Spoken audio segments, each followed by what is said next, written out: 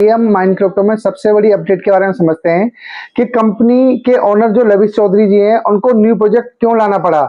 उसके पीछे की हम बिल्कुल सच्चाई समझते हैं। आप ये समझिए, कंपनी के अंदर जो लीडर थे, अपलाइन थे और मीडिएटर थे, उन लोगों ने अब कंपनी के लिए काम करना बंद कर दिया था। उन लोगों ने कहा कि उन लोगों कहीं कुछ लीडर्स को फील हुआ कि कंपनी में जो इन्वेस्टमेंट आ रहा है, प्रिंसिपल चाहे वो मंथली रिटर्न के रूप में, वो इन्वेस्टर का पैसा फ्यूचर में कंपनी वापस नहीं कर पाएगी। इसलिए कुछ लीडर्स ने काम करने के लिए मना कर दिया और कंपनी को सब लोग ये कहते हैं कि कंपनी के लिए बिजनेस लेके आओ। दोस्तों, ये कोई बिजनेस नहीं था। बिजनेस वो होता है जहां पर आप कुछ इन्वेस्टमेंट करते हो, कंपनी कोई आगे फर्दर बिजनेस करती है या धंधा करती है, मैन्युफैक्चरिंग करती है, तो वहां से जो इनकम आती है हम उसको बिजनेस कहते हैं। बट यहाँ पर सिंपल एक लॉजिक चल रहा था कि इन्वेस्टर का पैसा आप एक जेब में से निकालो और हमारी जेब में लाकर रख दो, उसमें से आपको हम कुछ कट दे देंगे 10% 15% का, और इसी वजह से इस टर्म्स को बिजनेस का नाम दिया गया इसके अंदर। तो उन लोगों ने समझ गए, वो उनको उन लोगों की नजर में सच्चाई आ गई समझ सामने कंपनी की कि भाई कंपनी इस हिसाब से हम लोगों से कह रही बिजनेस लेके आओ, मतलब आप पे नीचे जो इन्वेस्टर्स हैं उन लोगों को आप कंपनी के बारे में समझाओ और उनसे इन्वेस्टमेंट करवाओ, ताकि और उसके अंगेस्ट में हम आपको 10% 15% की इनकम देंगे। प्लस में कंपनी ने एक, आपको मैंने ऑलरेडी बता रखा है, जो डॉलर कन्वर्जन का सिस्टम था उसमें भी 8 से 10% जो मीडिएटर थे उनकी कमाई हो जाती थी। तो इन सब लोगों ने मना कर दिया और कंपनी को अपना इन्वेस्टमेंट, न्यू इन्वेस्टमेंट मिलना बंद हो गया। तो उसी चक्कर में माइंड क्रिप्टो के अंदर सबसे बड़ी समस्या हुई और कंपनी की प्लानिंग पिछले 6 महीने से चल रही थी, पर ये खबर कहीं लीक नहीं हो पाई थी। उसका मेन रीजन ये था, कंपनी की जो मीटिंग्स वगैरह होती थी उनकी कोई रिकॉर्डिंग वगैरह या होती थी तो बहुत सीक्रेट रखी जाती थी, ताकि इन्वेस्टर्स को सच्चाई पता न चल सके। दोस्तों, उससे पहले अगर आप चैनल पर पहली बार आए हैं तो प्लीज वीडियो को लाइक और चैनल को सब्सक्राइब करें, ताकि आपको सच्ची और सही अपडेट मिल सके। अब आइए हम समझते हैं दोस्तों। तो उसके अंदर सबसे बड़ी समस्या क्या हुई, जो लीडर थे उन्होंने मना कर दिया और उन्होंने ये कह दिया कि हम काम नहीं करेंगे। तो उस चक्कर में कंपनी को पास में फंड्स की शॉर्टेज होने लगी और कंपनी ने 120 दिन का टाइम क्यों मांगा है दोस्तों।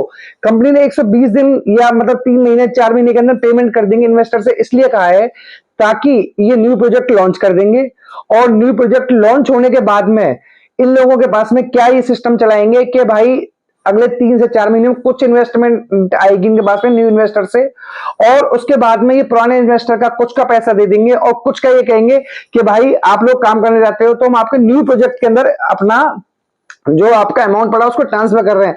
अगर कंपनी अभी इमीडिएटली मना कर देती कि भाई अब हम आपका न्यू प्रोजेक्ट नहीं लेके आ रहे हैं, आपका रिफंड या जो जिसका अमाउंट जितना इन्वेस्टमेंट है प्रिंसिपल उस सबको रिटर्न कर देंगे, रिफंड कर देंगे। दोस्तों, इस चीज की पॉसिबिलिटी बिल्कुल ना के बराबर थी और कंपनी को जो न्यू प्रोजेक्ट है ये मजबूरी में लाना पड़ा है। और यहाँ पर दोस्तों एक चीज और है, जो जितने पुराने लीडर थे अपना, जिन लोगों ने कंपनी को अच्छा खासा बिजनेस लाके दिया, उन्हीं लोगों को रखा गया। जिन लोगों ने कंपनी से काम करने से मना कर दिया तो उनकी आईडी भी ब्लॉक कर दी गई है, जो बता रहे हैं अपना। तो मेन रीजन कंपनी की न्यू प्रोजेक्ट लाने की कोई स्कीम नहीं है, मजबूरी है, ताकि नए इन्वेस्टर से और पैसा आ सके और पुराने इन्वेस्टर को धीरे धीरे करके अपना न्यू में शिफ्ट कर सके। यहाँ पर दोस्तों एक चीज और है अपना, अब बात चल रही है कि जो पुराने इन्वेस्टर्स हैं उनके पैसे का क्या होगा। दोस्तों, उसके चांसेस बिल्कुल ना के बराबर हैं, क्योंकि आप समझो कंपनी ने कहा 120 दिन में कर देंगे। अब कुछ लोग ये कह रहे हैं कि हमारी आईडी ब्लॉक हो गई है, कुछ लोग ये कह रहे हैं कि वॉलेट में परेशानी आ रही है। तो समस्या तो एक्चुअल में कंपनी के साथ बहुत पहले से चल रही थी और इसमें जो मेन रोल है अपना, जो लीडर्स हैं उन्होंने पब्लिक को जो मतलब लीडर्स की इंटेंशन ही खराब थी शुरू से, उन लोगों ने पब्लिक को सही नहीं बताया और वो पब्लिक से इन्वेस्टमेंट कराते गए। दोस्तों, हालत ये है, कुछ जो इन्वेस्टर्स हैं उनके कमेंट तो आते हैं, किसी ने 2 लाख, किसी ने 4 लाख, कहीं से लोन लेकर, कहीं कैसे करके, क्योंकि यहाँ पे आपको पता है जो महीने का रिटर्न की बात कर रहे थे 5%, 6%, 7%, जो आपको पता है पॉसिबिलिटी कहीं नहीं होता। नॉर्मली आधा परसेंट, पौना परसेंट, 1%, 1.25% तक का रिटर्न मैक्सिमम आता है। मैक्सिमम कहो तो 2%, बट कंपनी ने 6%, 7% रिटर्न का वादा किया। दोस्तों, एक चीज और है, जो ये वीडियो बननी है उनके अंदर सबसे ज्यादा जो नेगेटिव कमेंट आ रहे हैं वो आपके जो लीडर्स हो गए, अपलाइन हो, उनके आ रहे हैं, क्योंकि उन लोगों को लग रहा है कि भाई अब हमारा कंपनी का धंधा बंद हो ही रहा है और हमारा भी धंधा बंद हो जाएगा। आप ये बताइए, पुराने इन्वेस्टर का आपने पैसा दिया नहीं और नया इन्वेस्टर आप चाहते हो कि वो नई कंपनी में और इन्वेस्टमेंट करें, कैसे कर देंगे बताइए, जब तक आपने पुराना पैसा नहीं दिया। किसी ने 1 लाख रुपए इन्वेस्टमेंट किया था, उन्होंने क्या करा, 5-6 हजार रुपए 4-5 महीने तक मंथली दिया। 25 हजार, उस बंदे ने क्या करा, 25 हजार रुपए री इन्वेस्टमेंट कर दिए। ना तो उनका प्रिंसिपल आ रहा और ना ही जो इनकम उन्होंने री इन्वेस्टमेंट करी ना वो वापस आ रही दोस्तों। तो उस हिसाब से आप ये देखोगे तो कंपनी का ओवरऑल प्रोग्राम यही है कि जो जितना पुराना इन्वेस्टमेंट है उसको नई कंपनी में शिफ्ट कर देंगे, जिससे लोगों को ये भी लगेगा। इसलिए कंपनी ने 120 दिन का टाइम मांगा है। वो इमीडिएटली कहते हैं, जिससे जैसे जैसे टाइम निकलेगा इन्वेस्टर बातों को भूलते चले जाएंगे, कंपनी का है सोचना, पर ऐसा होगा नहीं दोस्तों। और एक चीज की रिक्वेस्ट और है आप लोगों से, अगर आप चाहते हैं कि न्यू कंपनी में इन्वेस्टमेंट करना, तो दोस्तों वो बिल्कुल भी नहीं करनी है न्यू प्रोजेक्ट के अंदर आपको, जब तक आपका पुराना पैसा नहीं आ जाता। और एक चीज ये कंफर्म है, 5% 6% मंथली रिटर्न दोस्तों कहीं भी नहीं आ पाता। इस चीज की पॉसिबिलिटी बिल्कुल ना के बराबर है। इसलिए ही लोगों का पैसा कंपनी अभी कह रही बिजनेस लाके दो।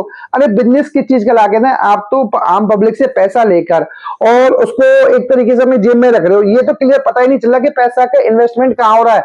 अगर इन्वेस्टमेंट होती, यहाँ पर ये समझिए कोई 100 200 500 इन्वेस्टर की बात नहीं है, लाखों इन्वेस्टर्स की है। आपने कहीं भी इन्वेस्टमेंट किया था तो वो तो पैसा आपका लिक्विड फॉर्म में रहता, तो आप उसको वापसी लाके 10% 15% जितना आपको काटना था वो इन्वेस्टर्स को वापसी कर देते। पर कंपनी के पास में कोई पैसा है ही नहीं एक्चुअल में, क्योंकि जो इस सिस्टम का पूरा फायदा उठाया जो मेन लीडर्स हो गए और जो कंपनी के ओनर्स हो गए, उन लोगों को ही प्रॉपर बेनिफिट मिला है। इन्वेस्टर तो यहाँ पर ओनली लुटा गया है दोस्तों। तो इसलिए आप लोगों से रिक्वेस्ट है कि न्यू प्रोजेक्ट के अंदर आप बिल्कुल भी इन्वेस्टमेंट ना करें तब तक आपका पुराना पैसा आ जाए, और आने के बाद भी तब भी ना करें। मैं तो ये कहूंगा आपसे, क्योंकि 5-6% मार्केट में पूरे जेन्युइन स्कीम चल रही है, 1% 1.5% 2% का रिटर्न इजिली आ जाता है। बाकी देखिए दोस्तों, पैसा आपका है, सोच आपकी है कि आपको न्यू प्रोजेक्ट में करना नहीं। कुछ लोगों के ऐसे कमेंट आते हैं कि भाई हम तो करेंगे, लविश चौधरी जी ऐसे। अरे लविश चौधरी जी इतने बढ़िया हैं तो आप पुराने इन्वेस्टर का पैसा वापस कराइए ना।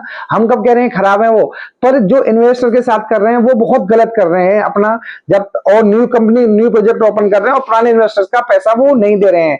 दोस्तों एक चीज और है, अगर ये वीडियो एजुकेशनल पर्पज से अगर आप कुछ भी इन्वेस्टमेंट करते हैं तो प्लीज अपने फाइनेंशियल एडवाइजर डिस्कस कर लें। और दोस्तों अगर आप चैनल पर पहली बार आए तो वीडियो को प्लीज लाइक करें और चैनल को सब्सक्राइब करें, ताकि माइंड क्रिप्टो और आपके पास में न्यू प्रोजेक्ट जो उन्होंने ट्रेडविस्टा नाम से निकाला, कुछ भी अपडेट हमारे पास आएगा सबसे पहले जानकारी आपके पास आए।